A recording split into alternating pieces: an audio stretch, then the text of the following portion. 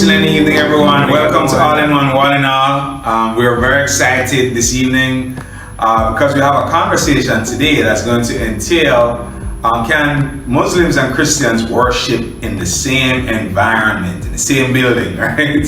So we're going to have a conversation this evening. Today I have with me here, you want to tell everybody your name and just briefly who you are? Thank you, sir. An excellent evening to everyone. My name is Saeed Adibowale Badru. I'm a Nigerian, and I currently am a businessman and an IT consultant here in Nigeria.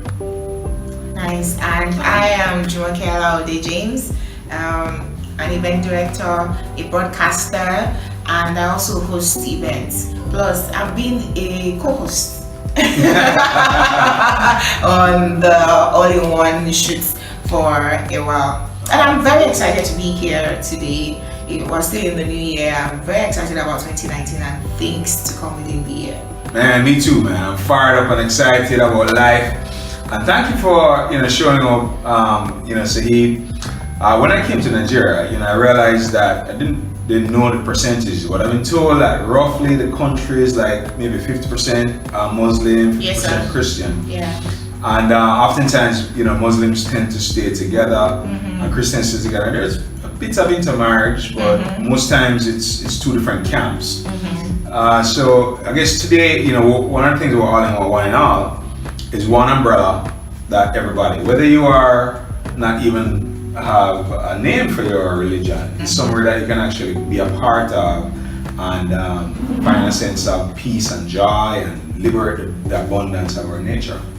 So let me start with you, Saeed. You've been a Muslim all your life. You want to give us some insight there? Yes, basically, being a Muslim actually is all about the word called submission and peace. And it comes from the word Islam. Islam means peace and submission to the Creator. So basically, a Muslim's responsibility is just to be at peace with himself and also to be in submission to the Most High. Okay. In all its forms. Doc, what I have found unites Christians and Muslims in Nigeria in particular is that a lot of us still practice our traditional religion underneath.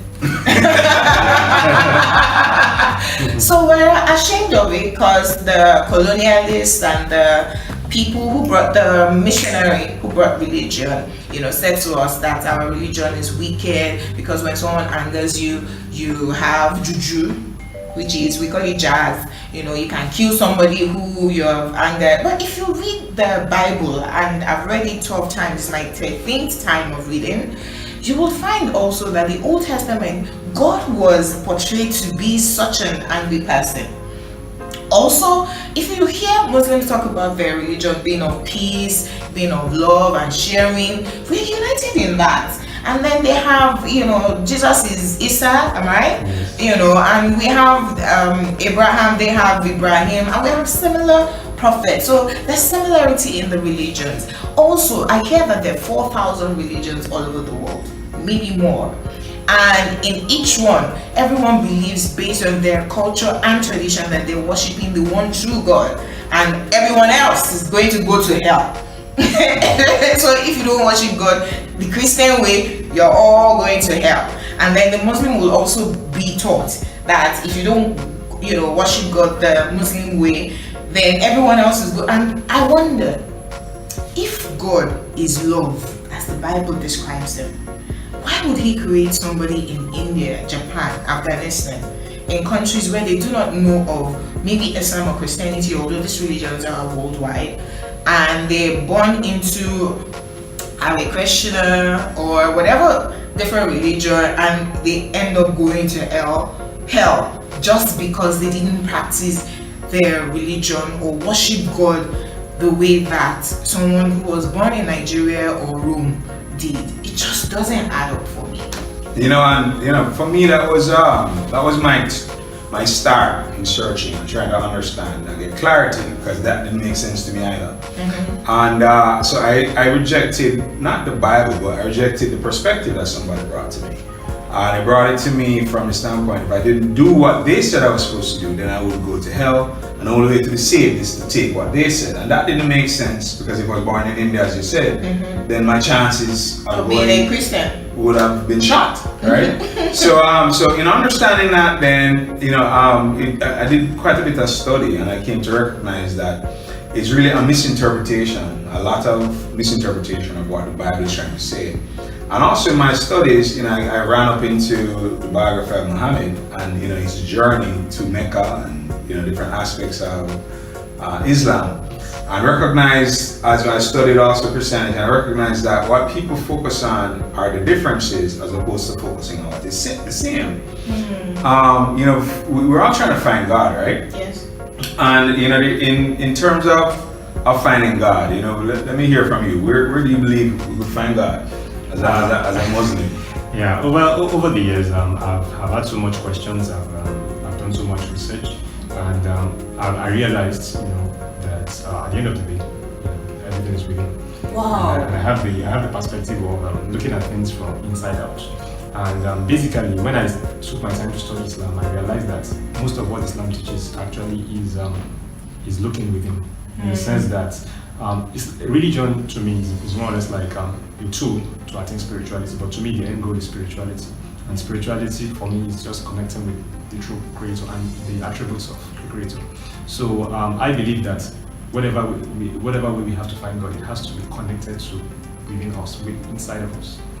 Okay. So your perspective on that. I'm reading Genesis again, and Joseph, when he became the prime minister, when his brothers came, he sat differently from them because they were Hebrews and the Egyptians weren't. It was a taboo for the Egyptians to sit with the Hebrews, so they had a different way of worship.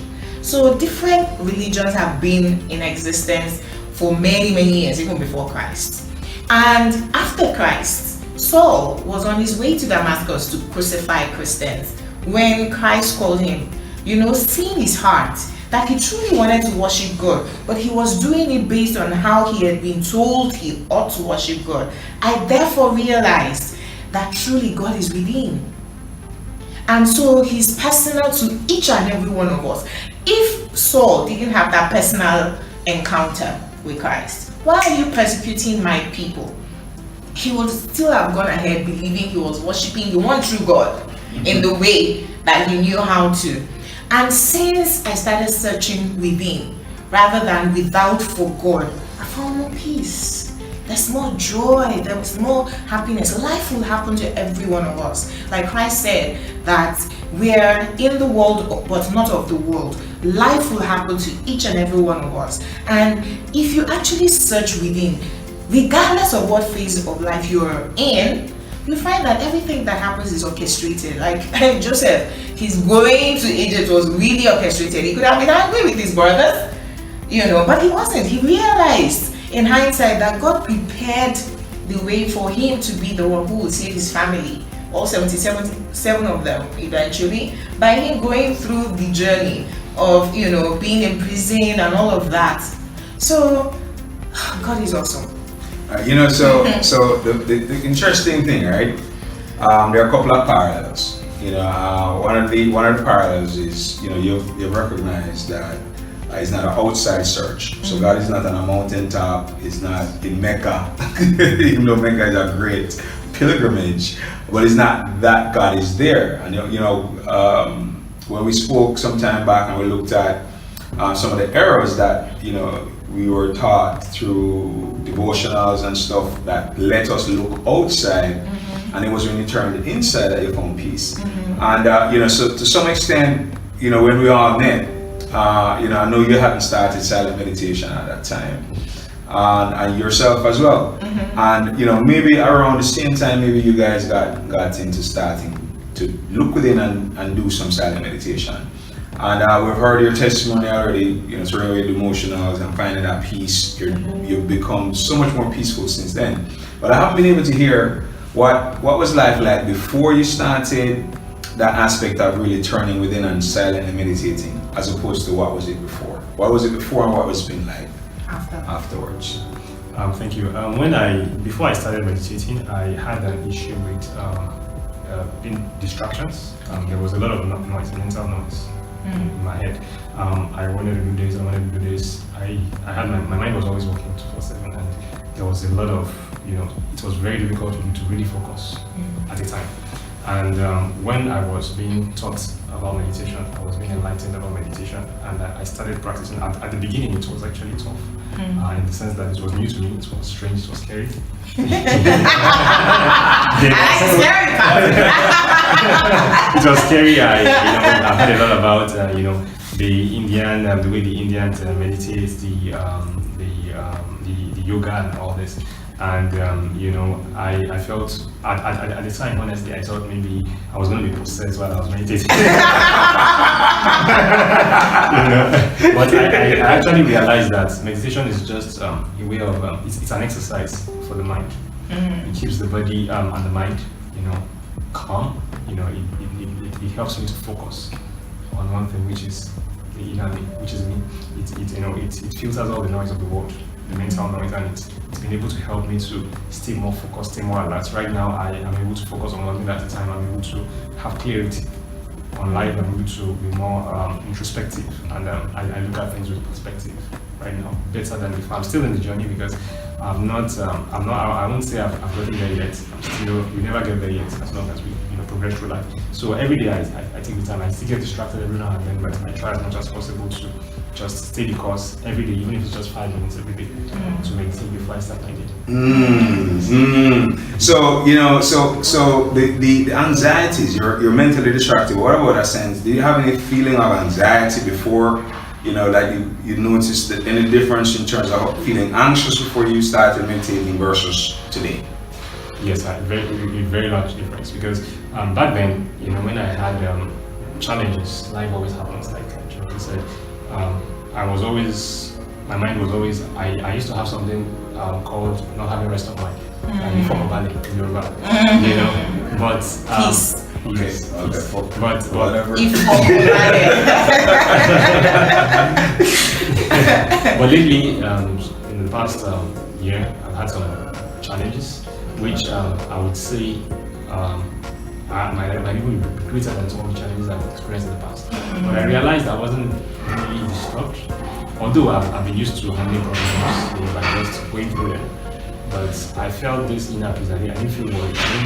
I didn't feel like the world is going to end. I just kept focusing on the end result. I kept focusing on the bottom line, where I'm going. That didn't really matter. Whatever I was doing didn't really matter. So both of you, right? Because in Jumoke you have shared that, and you're sharing the same peace and joy and the same thing that you're talking about. The anxiousness gone, the fear's gone, and you call God Allah, and you call God Jesus. Jesus, okay. So, and I've said before that the name is not important, right? What's important is connection. Because the qualities are the essences of God, which peace and joy and love, whatever we call peace, joy, in Islam, it's going to be peace, joy, love. Yeah. In Christianity, it's going to be peace, joy, love. Yeah. In Buddhism, it's going to be peace, joy, love. Yeah. So the essences and the fruits of the Spirit as well, which go beyond peace, joy, love in terms of patience, strength, endurance. These are things that all of us need to be able to work in life. True. But we focus so much on the names that people get lost in the different names, as opposed to the qualities or the essences which are the same from both. So turning within, if we look at within, there can't be different gods within. It's just one God that rules this universe. So if you go within, and I go within, and I go within, at the end of the day is one presence. And that presence meets us where we are and articulates to us based on our level of understanding of what it is that we need at that time.